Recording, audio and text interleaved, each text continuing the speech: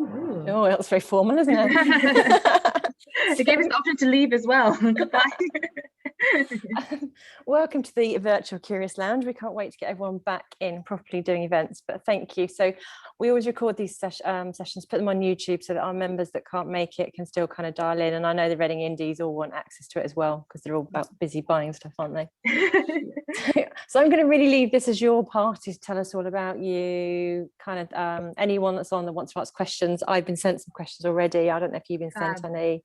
Just kind of take it from there, really. It's your show. Okay, so well, I'm Sue, I'm Kat, and together we are Makan Malaysia. We sell Malaysian food.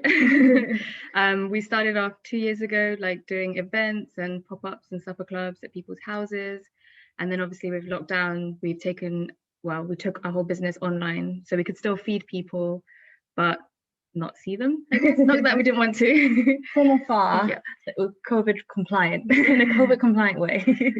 So yeah, we have an online shop where we sell chilled Malaysian food through the post, and all you have to do is heat it up and go. So today we're talking about Instagram, and we basically built our business on Instagram, and without it we would have never been able to make even that first sale. So for us, we find that it's a very powerful tool, and if you used correctly, you can literally do anything you want. Yeah, it wasn't natural to us at first to use social media. Yeah, I didn't even have like a personal Instagram account before the business. So, and now I've kind of taken over it, and I'm the one that's doing all the stories and annoying this one on there if you watch our stuff. What's the background to the business? How did you first meet and then get to the point where you even wanted to start with your Instagram and the food? So we met in school back in year 9 In Malaysia. Kat had just moved over from England, and I took her and made her my best friend for life. Yeah, still stuck. So She keeps trying to get away from me, but no, I'm still here. I think we got along because we both really enjoyed eating. Yeah, that's actually really true. Yeah. Which is also a very big part of Malaysian culture, because it's just like sitting out eating. You go from one meal to the next. Yeah, to the next. All hangouts revolve around food, and it's not like meeting up for a coffee.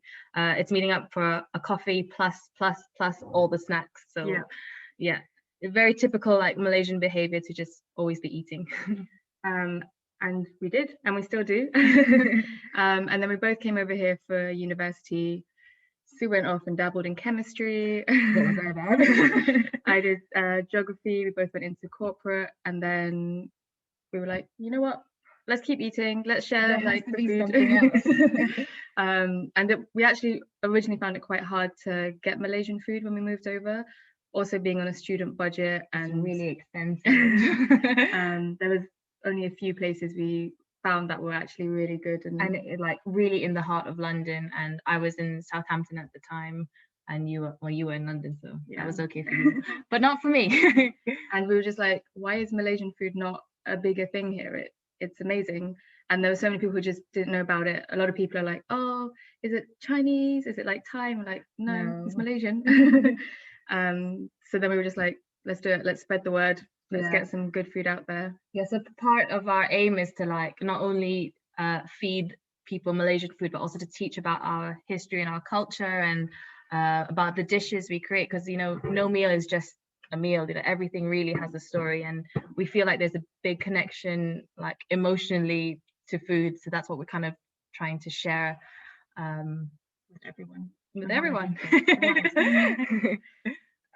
And so when we do our pop-ups and our supper club events, we like to talk people through the food and like what it means to us when we've eaten it growing up. And I guess like anywhere, like different parts of Malaysia have different types of food and they do it differently.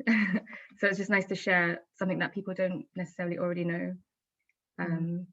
Just teach a little, I guess. And it is crazy because as we started and as we met more and more people, everyone has a story or a connection to Malaysia, which they can just go and remember, like, oh, my uncle's brother once lived there and we went on a gap year, or we stopped over there and had this one thing and it was great, or we went to the airport.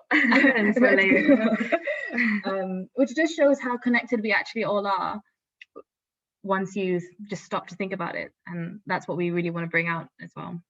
Yeah, and make like Malaysian food a mainstream like go-to Cuisine. food. Yeah, Because that'd be insane. it deserves a spot up there. Deserves a spot on the high street. Yeah, exactly. How many years have you been running the business so far? Like 2.5 years now. August will be our 3rd birthday party. Oh, so actually nearly 3 years, which is insane. And it's just grown so much, especially in the last 12 months, I would say, as well as it being a very difficult time to work.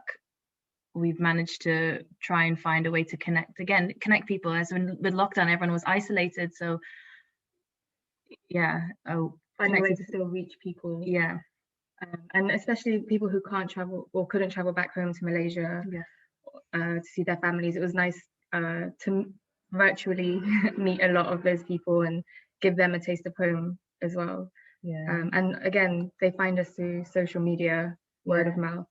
I think when we started, we were just selling to friends and family, guys. And then it's literally just putting pictures out there, talking about it, and people are like, "Oh, I didn't know you guys are right next door." And and we still have people like message us now going like, "Oh my God, I just found you. Are you a new business? Have you just started?" And we're like, "No, honey, we've been here a while. Where have you been?"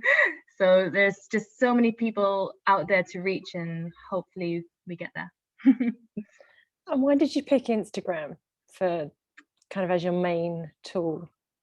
So I guess with Instagram, it's so visual, and with food, especially, food can be really visual. So it's a really easy way for us to kind of convey a dish, for example. It's quite like to the point as well. Like Facebook, it's good, but there's a lot of like articles and there's a lot of noise. Like it's quite busy when you look at a Facebook page. But for Instagram, it's just like, there's the picture, that's it. And then you can read the comment if you want, or you can just look through more pictures. And I guess you want people to eat with their eyes, right? So they look at it, they love the picture, they like, yes, I want that. And it's just quite direct. Yeah, and it also, yes, it's really easy to create a desire or on a visual platform. So yeah. So how did you start? So kind of there's a number of people who aren't even on Instagram yet. They've kind of probably on Facebook because we're all about 100. And this Instagram feels like this really, really scary thing. How do you even start? It was scary. I think we spent a lot of time thinking about what are we going to put out there, what's it going to be, and then you just have to do it. It's so fast. Social media is so fast as well. Like even if you don't put an amazing picture or don't say the right thing, it goes away. So I think in the beginning when we just started, and we were even nervous to put our face on there. And I remember the first Instagram, like a story I did with my face, and I was like, oh my God, I'm so embarrassed. I went to the shops and I was like, oh my God, everyone knows who I am. But actually nobody cares. Like literally nobody cares. So the people who are interested and want to hear what you want to say are the ones who are watching. And if someone doesn't care, they don't care, and they will move on to something that they do like. So you just have to go and get started. Assuming like you have your business idea and you have your story and what your why, your audience, and all of that kind of like basic core message, then just tell people about it. It's almost like a live like shop, like, or a live website, where in your website you might have like about me, your core values, what you do, and some of your products. It is exactly the same things you were saying, but just repeated every day or every few days, or however often you decide to post on there. So if you've got a business, you've got a product, you'll immediately have a lot of things to say. And it does feel repetitive sometimes, but actually you do have to keep saying, this is my product, this is my message, because social media is so fast, people will scroll through and forget, and then they see it again, they're like, oh yeah. And then because if you think about like your own consumer behavior, like for me, there's so many things like in my head, like, oh yeah, I was thinking about buying that thing, but then I forgot about it, got distracted, life happened, blah blah blah, and then you just forget. And if you're not there to remind them again, like, hey, you wanted me like yesterday, don't forget about me, you kind of almost have to repeat that message a few times. And that's, I think, the key that consistency is the key to making Instagram work for you as a business. And it might feel like you're being annoying and just like in people's faces, but actually you just have to keep doing it. And I think like, once we got over the first like few weeks, like it becomes less of a struggle, and actually you spend less time worrying and stressing about what you're going to say, and it becomes really fun actually. And at the end of the day, it is just because I guess our branding is quite personal. We kind of like take you into our kitchen, take you into our homes, because that's what we're trying to share. So that's why our brand is like that. And it's really easy for us to pick up the phone and go like, I'm an annoying cat now. Because that's what we were doing anyway.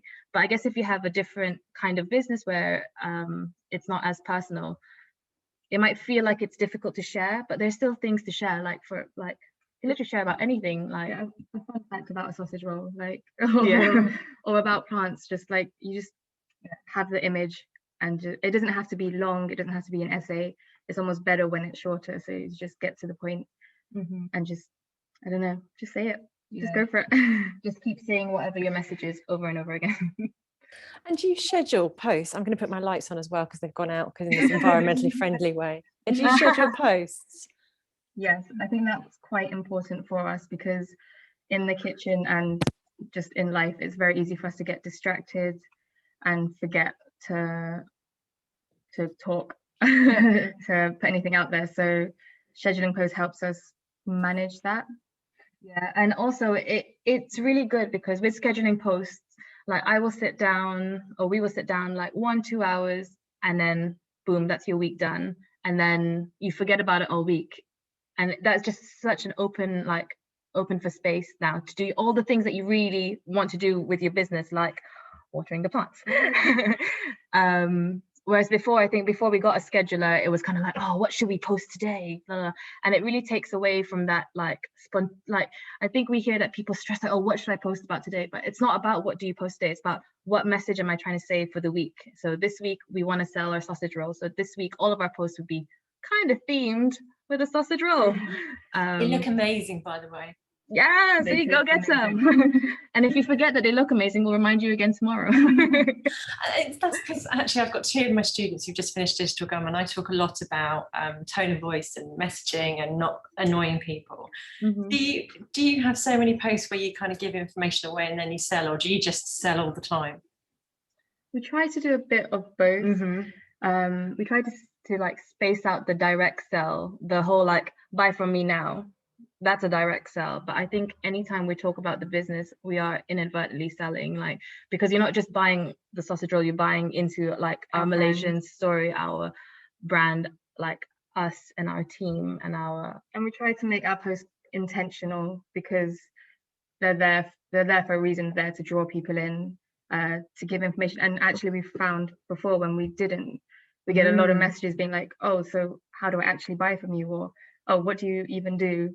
And then you end up replying to that, and it's actually, if you just put it out there, be very clear, then you cut that out from your time. Even as simple as like, go like, here's my website, this is what it looks like, you can order on a website. Even that message, again, like, you have to always think that like the person reading it, this might be the first time they've ever seen you, so say something that's without all information.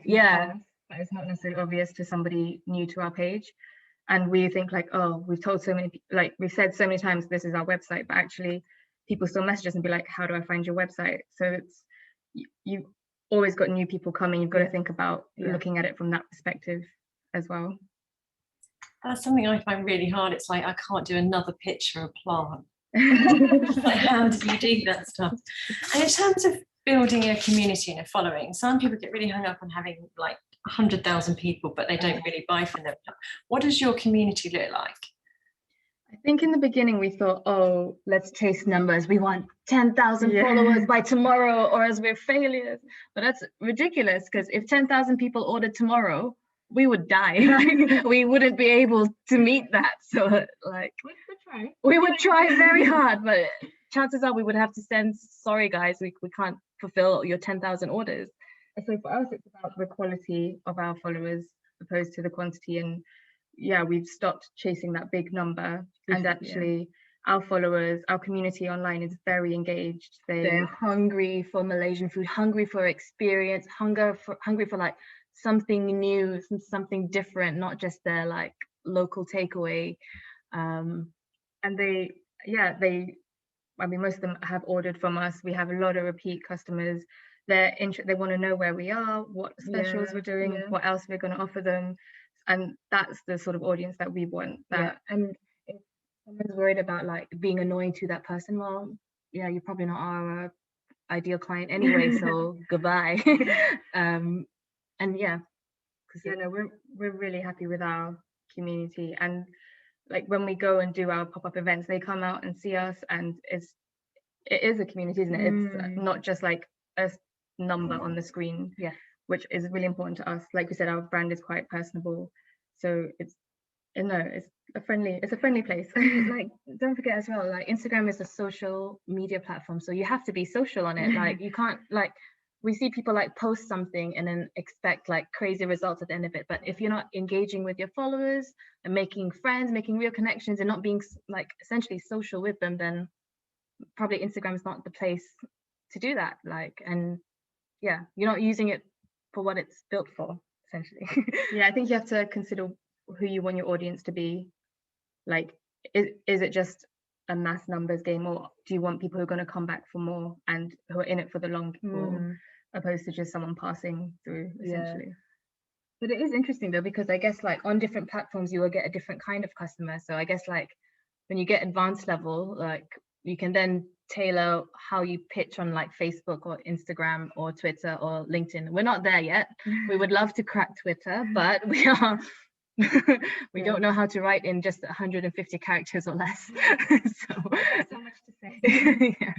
Surely your performance is a TikTok worthy, just bypass Twitter completely. Oh, we would love to. Well, I would love to do all the silly stuff on TikTok, but again, it's then again learning a new skill, because you then have to like edit videos and like blah blah blah. And I guess the important thing with social media is consistency, like keeping it up. So if then we moved on to TikTok, it's another thing we'd have to keep up and keep on top of, because you can't do like one video every month and think you'll gain a following or keep people interested. We've got to like stick to it. Sorry, I may have missed this. Do you post every day? We try to. That's for us the gold standard, but sometimes life gets in the way. And I think before I would get really like hung up and like, oh my god, we didn't post for today.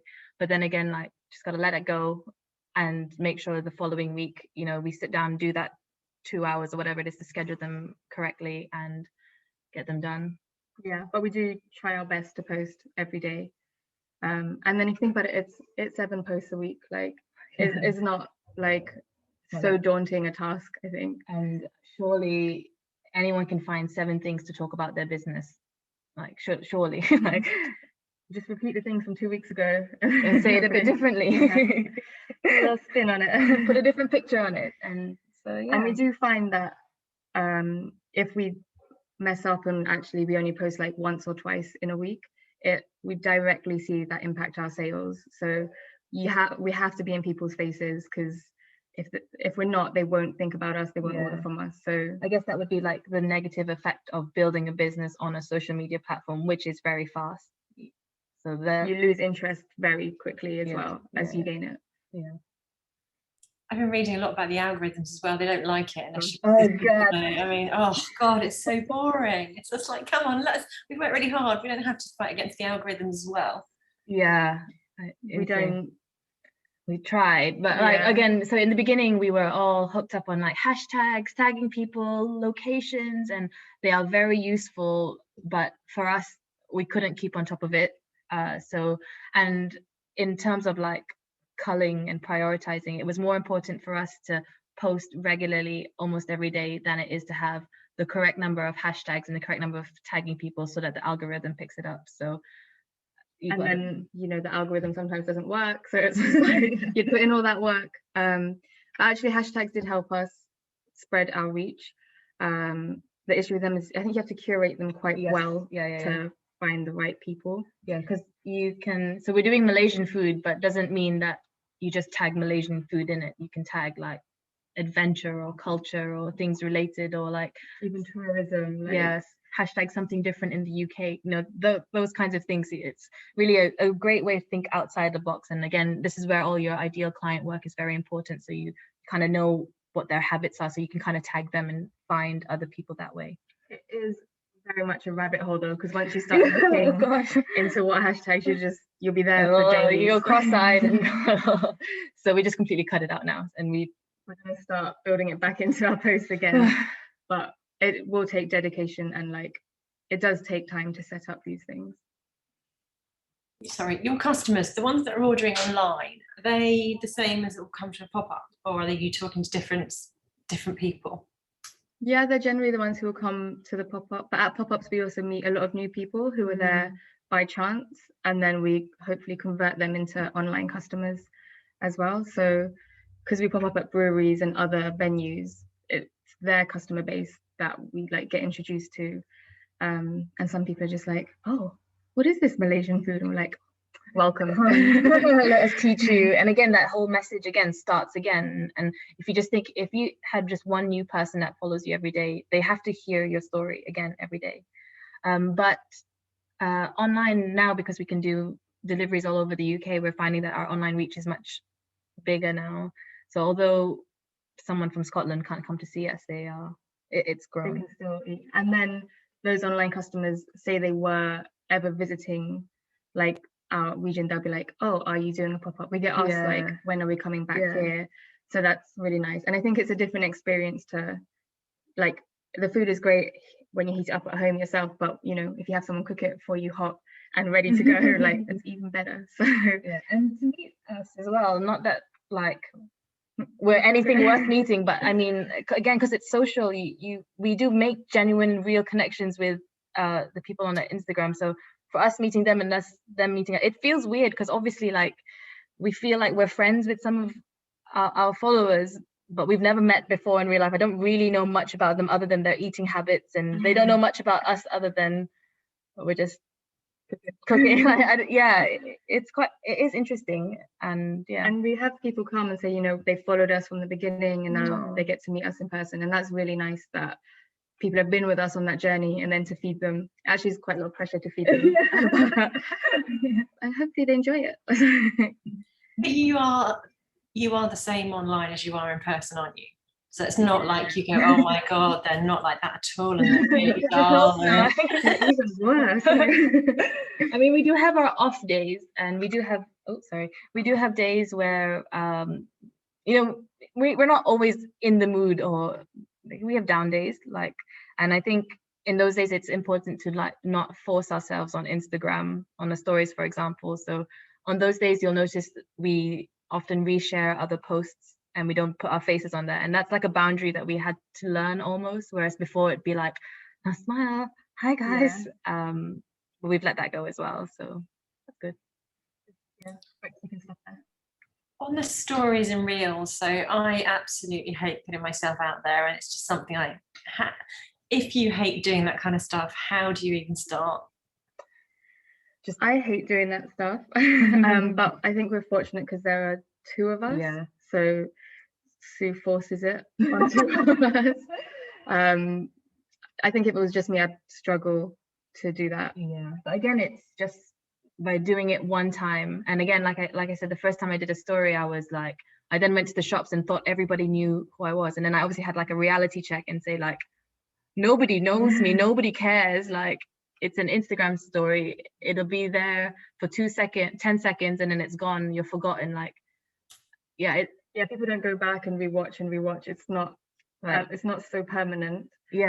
And if you think about just the way you interact with Instagram, I like flick through, I see faces and I go like, you're just literally a blur in a mass. So, and I think as long as what you're saying is clear, has a point, then it's fine. Like, I think people would worry about like, oh, how did I look, and like, did I talk funny, do I like pull a face, whatever. But actually people they want to hear what you got to say. That's why they're there on your platform. So just do it. They've already done the hard bit of clicking onto you, you know, they're already following you, which means they're already interested in you. They just need a little bit of a nudge to then purchase from you or become a loyal follower. They're already there. Like the hard work is done. You found them.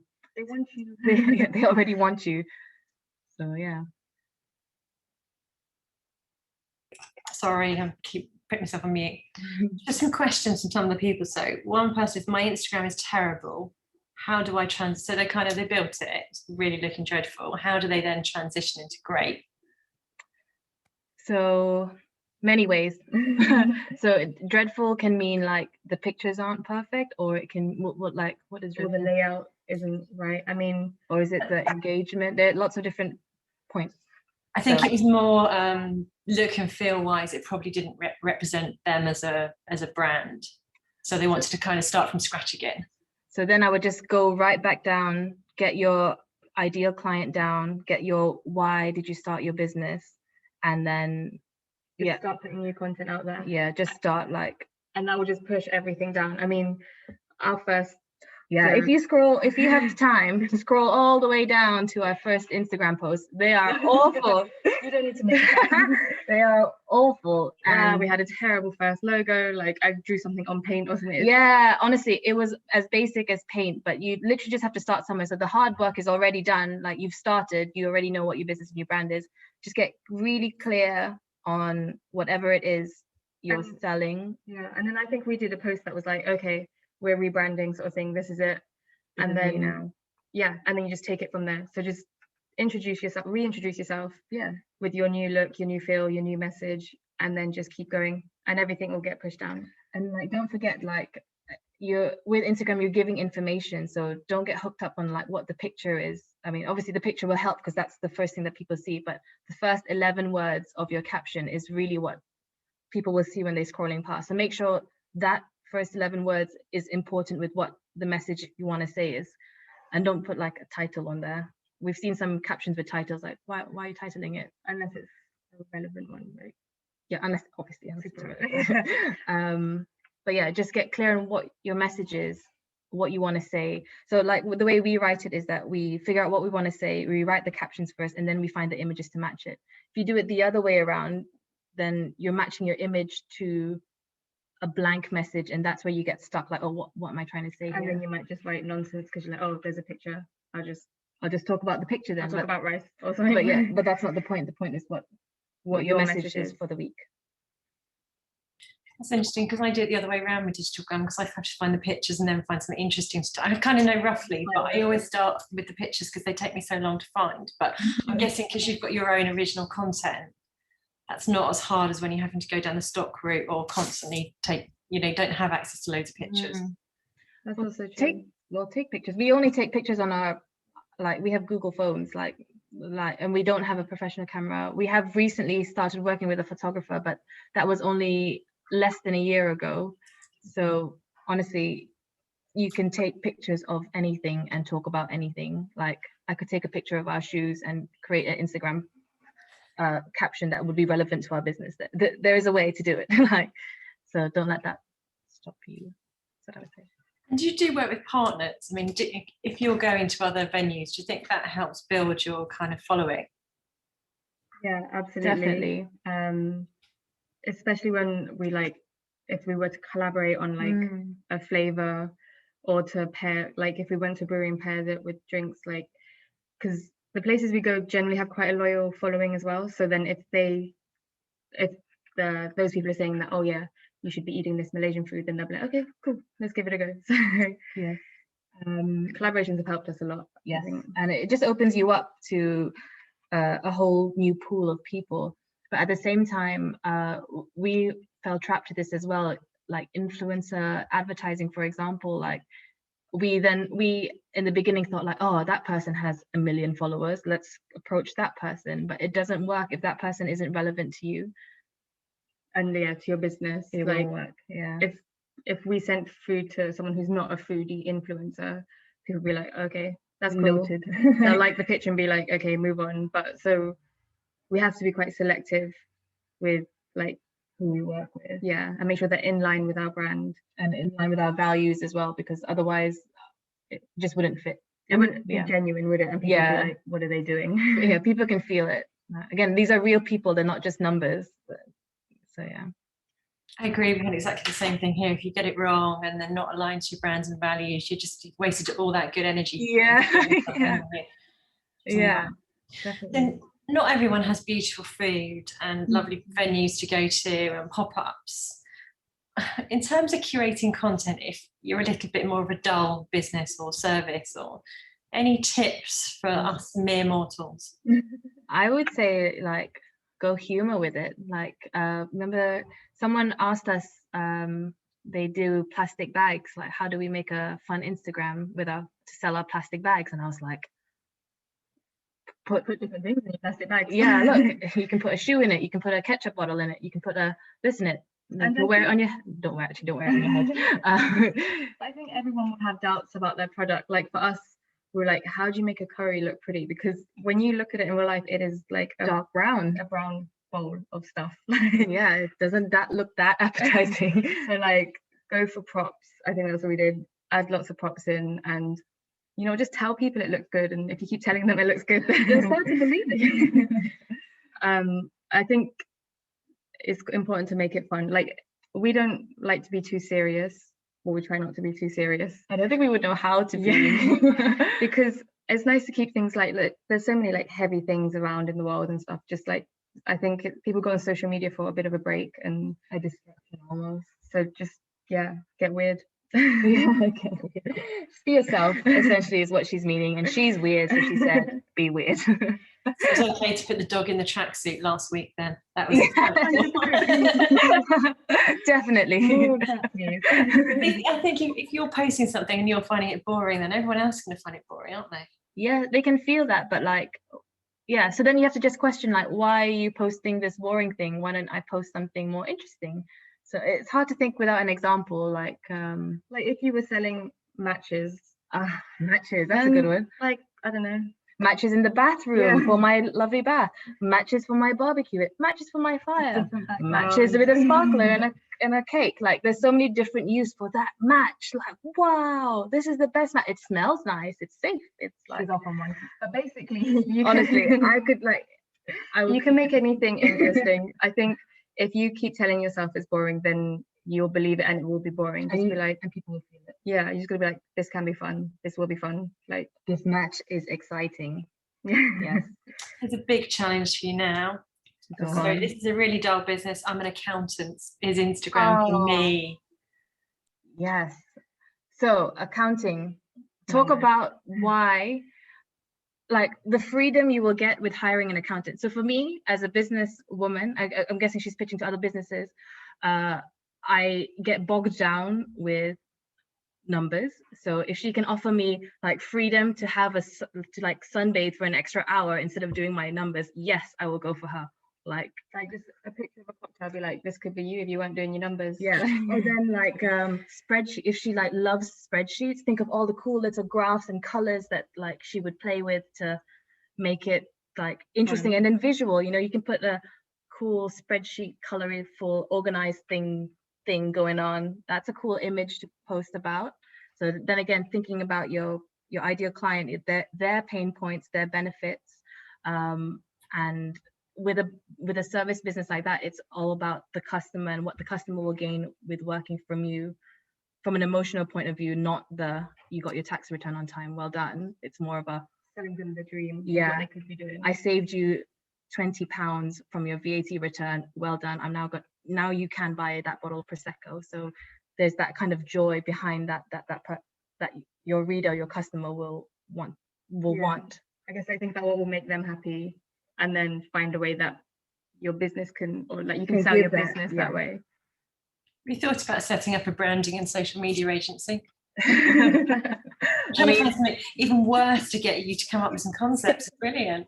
Honestly, I feel like if someone we actually thought about like how we could do like a consulting at some point, and we would love to, but it's just getting like prioritizing like activities in our time.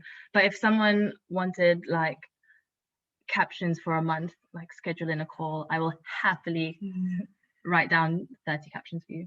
Like ideas, prompts, not the actual caption. it's still work, you know. How are the dogs? Fluffy. So I have a sausage dog, and in the winter he goes bald, which is bizarre.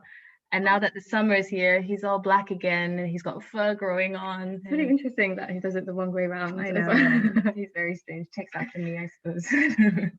They were on social media for quite a while, weren't they? Or holidays and dog holidays. Yeah, they keep us sane. They make us go home as well. Which is good. I think like last year, in overworking and trying to figure out our boundaries, which we lost, the dogs helped us like keep grounded and keep moving, like walking them, for example. That's like a non-negotiable. Whereas because when we work in the kitchen, like it's quite like fatiguing on your body, so you're like, I'm just not going to go out today, but then actually that draws you down into a dark spiral. So it's just nice to have a reason to like, okay, let's get up, let's go. And they're just so cute. They're so cute. Obviously the last year has been an interesting for so many of us, but so you started off with an Instagram, but then you moved on to this also digital, packaging. How was that transition? I know this isn't quite about Instagram, but I think people would be interested in your transition. That was fun. We had a massive freak out at first, obviously, when like lockdown and Boris and stuff, and we were like, okay. I don't think we even cried. I think we just popped open a bottle of wine. Like it was just shock, right? I was at Sue's house and she's like, Kat, you got to go home, pack all your stuff, you're moving in. I was like, okay. But we had to do, I can't remember how we started it. We just like, we have to find a way to send food to people. I was like, surely. Because I think we took orders locally and we were driving them, and then like from that week we drove them around because that's the only way to do it. But I hated it. I thought 3-4 hours in a car just literally driving, like that's not what I signed up for. Then getting lost. And navigating, then traffic, then road rage, like what? It doesn't make sense. And then we thought like there has to be another way. So then we thought maybe we can hire someone on a motorbike.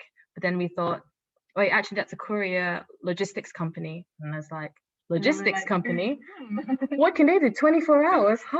And with obviously like HelloFresh and companies like that, but like they can send food safely to the post. Why can't we? They can send like raw meat and raw fish.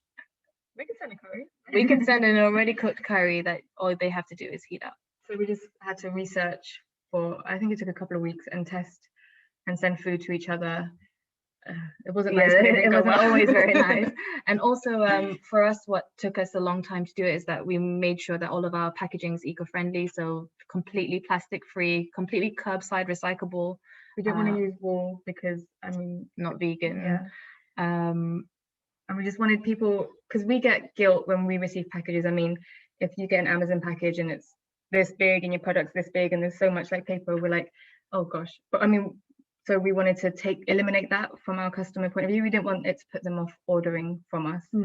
So that was important, and that took a while. And finding the right vacuum bags that didn't have plastic, and we're like, we know the product exists, we're just gonna find it. And we did. We did. So we just had go. For us, like it was daunting, but we had no choice. We all got bills to pay. We're still a relatively young business, so not eligible for any kind of like government scheme or grant. Like we had to earn, and there was no option not to earn.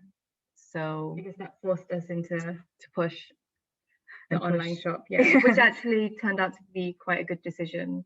It's like our main area of business now, and it's working well for us. And we're hoping to like scale that, and that be the bigger part of our business, but still do really fun pop-ups and events and cool stuff. So we're trying to make sure that stays level whilst still doing events as well. And it's weird because I think before this we thought our reach was only like Reading and London and like the places we were physically. But actually, why can't we feed people up in Scotland? It's just like opened a lot of doors for us. And it's weird how circumstances put you in that situation where you're like, oh yeah, why didn't I think about this before? And it's mad. Like I think just having the time to think, which like I guess when you're running business you don't always have time. You're just like you're just doing, you're like, right, let's get day to day. But actually that 2-week break made us be like, okay, actually, what can we do? Which is quite important, I think. I can see the Makan green bus touring around the UK, kind of stopping off all the way around. I think it'd be brilliant. We would love to. That'd be great. I really want a bus, having watched the Johnny Vegas thing. So I mean, obviously you want to scale the online, so COVID in some ways has been a really positive thing from that. Where are you 5 years from now? On a yacht.